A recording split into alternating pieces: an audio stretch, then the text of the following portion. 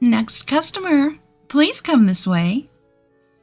The cash registers were getting crowded, so I quickly opened the one next to me and guided customers. After a while, the congestion was resolved, and I returned to stocking shelves. Mary, you're amazing for being able to ring up customers so quickly. The person who spoke to me was another part-time employee. In this supermarket, there are high school students and many people of the same age group as me, so I enjoy working here. My name is Mary.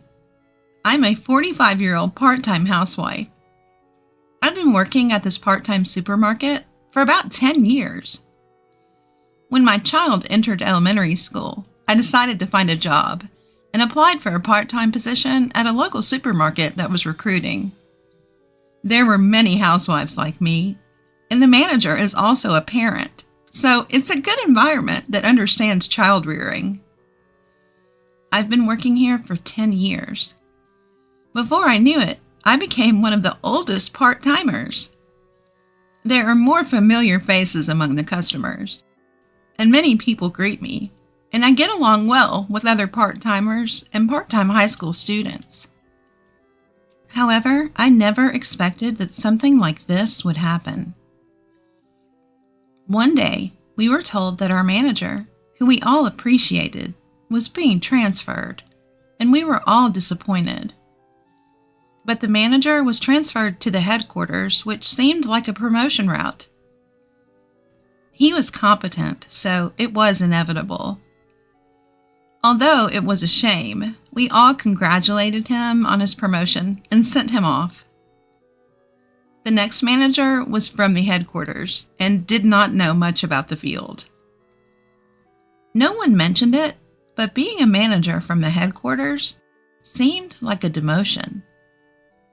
He was nagging and incompetent, and the atmosphere in the store deteriorated. According to other part-timers, the president's wife seems to favor young, handsome managers. The manager probably thought that he could benefit from being liked by the president's wife. I often saw him talking to her. The new manager's reputation was bad, but the president's wife was the worst. She complained about every part-timer. However, she talked to male employees and high school boys working part-time with a sweet voice. Although we part-timers were dissatisfied, no one dared to complain to the president's wife. Eventually, some part-time housewives and student part-timers started quitting. Just as I started considering looking for another part-time job, I became the target of the president's wife. You've been working at the store for a long time, right? How about your child? Already a college student? Which college? I was surprised to be asked such a question suddenly. Yes, I've been working here since the previous manager. I didn't want to talk about my child, so I tried to dodge the question. Then, the president's wife said this. You look incompetent. You probably didn't even go to a decent college, did you? That remark hit me in the heart. But just then, the register area got crowded, so I nodded to the president's wife and quickly got in line. Actually, I only graduated from middle school. I was bullied in high school. Tried my best to hang in there, but eventually couldn't go anymore and quit during the summer of my third year. Since then, I'd been living as a part-timer, met my husband at a part-time job, got married, and lived in a world completely unrelated to educational background. But the president's wife seems to be the complete opposite of me. She brags about being a graduate of a prestigious university, even when nobody is listening. But for some reason, she stubbornly refuses to mention the name of the university. I thought it was strange, but since I wasn't particularly interested, I always let it slide. The president's wife probably had a preconception that housewives working part-time at a supermarket don't have high educational backgrounds. In fact, I once heard her talking about it with the store manager. Does she want to look down on us? Other part-timers also said they were asked about their education by the president's wife. The next day, as I was working, as usual, the president's wife came to the store again for some reason. "Excuse me." I looked up when the president's wife addressed me. She looked down on me and laughed, as if something was funny. Somehow, controlling my irritated emotions, the president's wife opened her mouth. "You're a middle school graduate, aren't you? I didn't think you went to college, but I never thought you were just a middle school graduate. It's amazing that you can work with that kind of educational background." I wondered where she heard that from, and remembered that yesterday the store manager was checking part-timers' resumes in the office. I thought the manager should know about the employees, but I guess that information went to the president's wife. Knowing that I was a middle school graduate, the president's wife told other employees about it for some reason. Frankly, it was annoying. I had no intention of faking my education, but I couldn't understand the nerve of someone who would go around saying that I was a middle school graduate. My part-time colleagues didn't seem to care and acted as usual, but since then, the president's wife would always bring up that I was a middle school graduate. "Maybe you wouldn't understand since you're a middle school graduate. Since you're a middle school graduate, at least do some cleaning." That was the president's wife's catchphrase. I don't have to work here to be told things like that. That's what I started to think. A few days later, the president's wife appeared at the store again. Just seeing her made me irritated. As I sighed and tried to walk past her, she was smirking at the cardboard box storage area. It was a place where we didn't go because the supplier would come to pick up the boxes. But for some reason, the president's wife seemed to be trying to make me clean it up on purpose. She said, "People like you should be covered in garbage. You bottom-dwelling middle school graduates are just salary thieves." This was the back room, away from the customer's eyes. I had always been able to bear it because I was usually approached in the sales area, but that day, I couldn't hold back my pent-up anger. "Excuse me, but I think I'm working for the salary I'm getting. I'm working properly, and education doesn't matter, right?" The president's wife looked a little surprised, perhaps not expecting to be talked back to. "Why don't you be a little helpful to the store if you're here? We never know what you're doing here. Are you just here to look down on us? You must have a lot of free time." I continued without caring about the other employees passing by and entering my field of vision. The president's wife glared at me. "Huh, I'm like a lowlife like you. I'm busy. I'm taking time out of my busy schedule to come to this store." "Is that so? Then what are you doing at the store? You're just chatting with the manager, flirting with the male employees and male high school part-timers, and looking down on us, aren't you?" As I calmly stated this, the president's wife's face turned bright red with anger. "Just by being here, I make the store more lively, don't I? You should be more grateful." I couldn't help but laugh at her words. Do you really think that? None of us employees or customers think that way. It's interesting how there are people who have educational backgrounds but are useless in the field. I vented all the resentment I had been harboring from being looked down on. The president's wife must not have expected to be told such things. She could only come up with cliched retorts. "Do you think you can work here after talking to me like that?" So I responded without hesitation. "Then I'll quit." The president's wife laughed at me mockingly.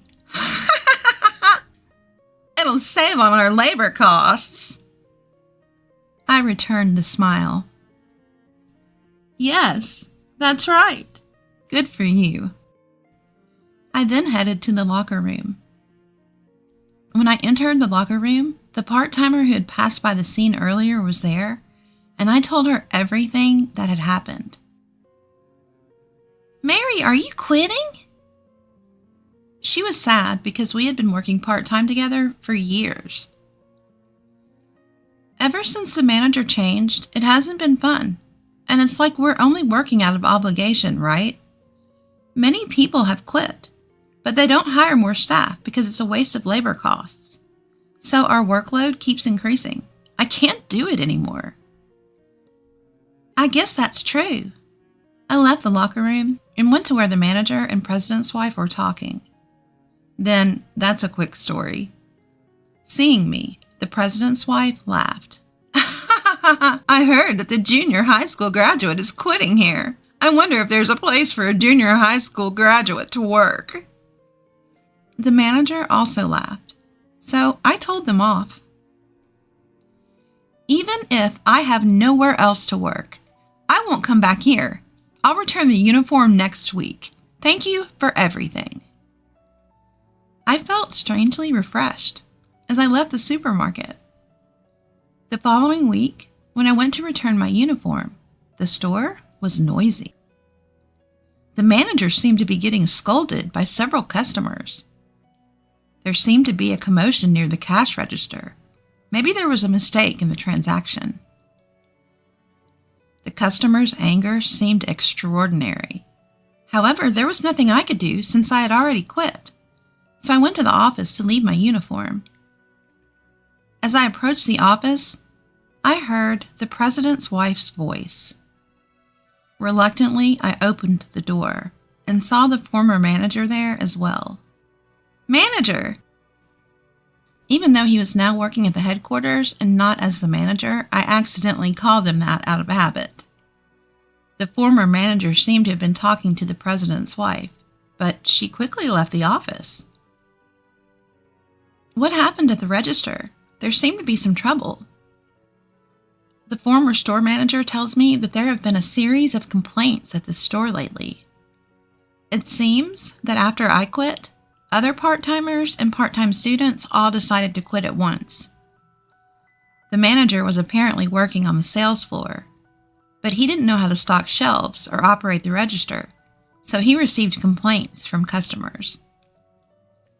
Today's incident involved the president's wife, who was talking to a male employee on the sales floor, and a customer mistook her for an employee and asked her a question. "I don't know anything about that." The president's wife apparently brushed the customer off. The manager then appeared and accidentally revealed that she was the president's wife, making the situation worse and causing more complaints, while the register area became very crowded.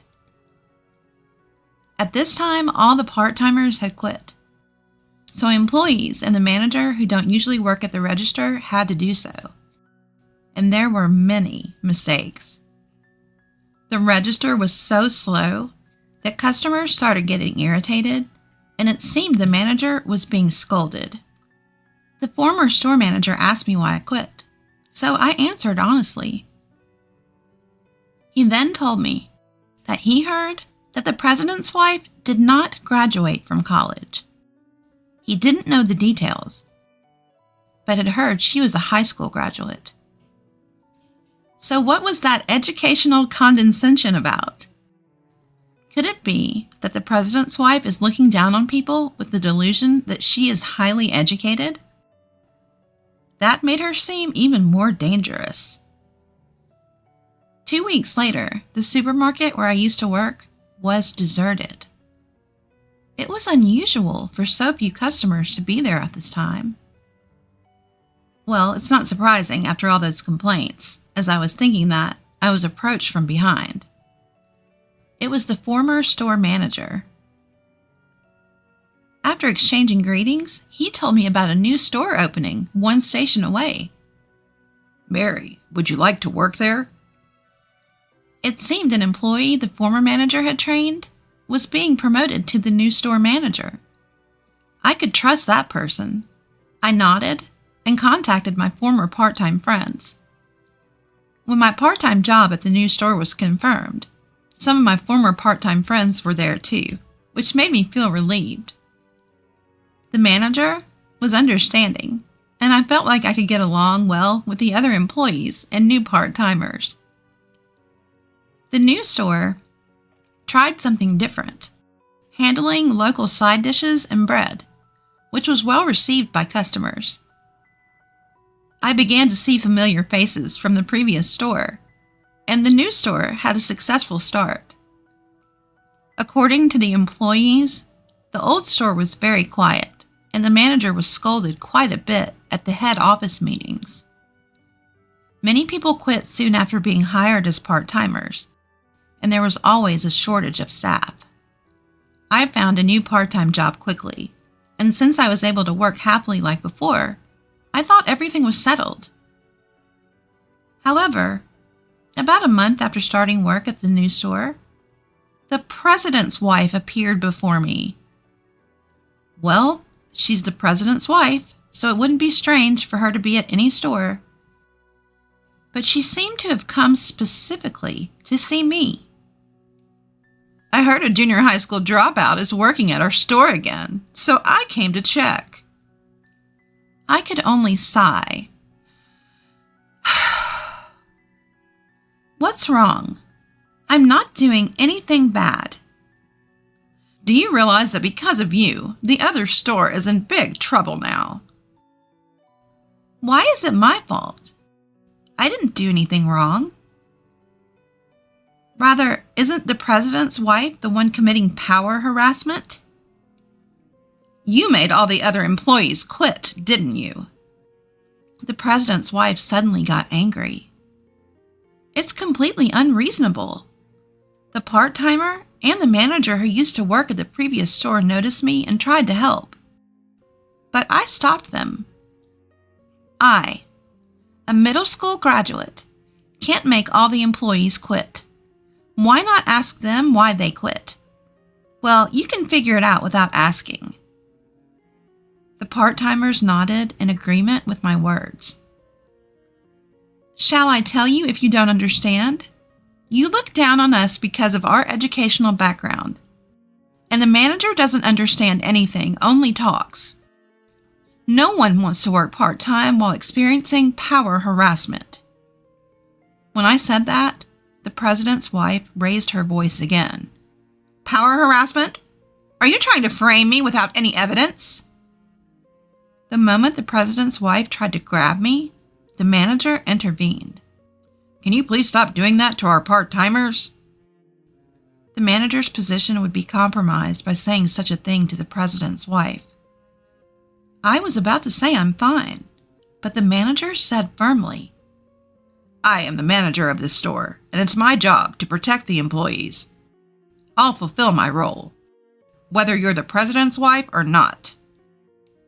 Then applause came from the other part-timers.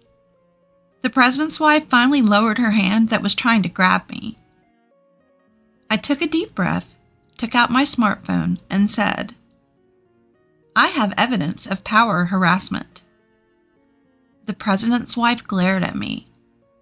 I played a video. It showed the president's wife yelling at another part-timer at the previous store for no reason. And it wasn't just one or two instances. The president's wife's face changed color. Then, the other part-timers came forward. Among them was a video of me being insulted for being a middle school graduate. At that time, we had conspired to collect evidence if anyone was experiencing power harassment from the president's wife. We didn't go so far as to file a lawsuit, but the videos were shared among part-time friends, so we had several at hand. Manager, we're going to sue her. When I said that, the other part-timers and the manager nodded. Naturally, the president's wife was furious with the manager. What's wrong with you? Do you think it's okay to say that to me? You're fired. Fired. Hearing that, I looked at the president's wife and laughed. Oh, I recorded that too, so we'll protect the manager who protected us. Hearing this, the president's wife changed her expression again and turned on her heels. It seemed she intended to escape. I called out to her back. There are more important things than education, right? Sometimes your humanity is more important when you enter society. Are you focusing on someone's education because you have a complex about it? The president's wife turned around and said, "How did you know that?" It seemed she had inadvertently admitted it. I laughed. The other employees laughed, and the president's wife, realizing her self-destruction, left at a speed I'd never seen before. After that, we decided to really sue the president's wife. We had videos taken by the part-timers, and the manager, who had been favored by the president's wife, admitted that he had been covering up her power harassment for his own safety, so we had solid evidence. The president's wife couldn't escape, and we were able to receive compensation. Then word spread to other stores, and many similar complaints were raised. The president's wife was sued for compensation, and the president, who found out about her behavior for the first time, was furious and told her to pay it back by working. It is a locally owned supermarket, so the president and his wife's house is also local.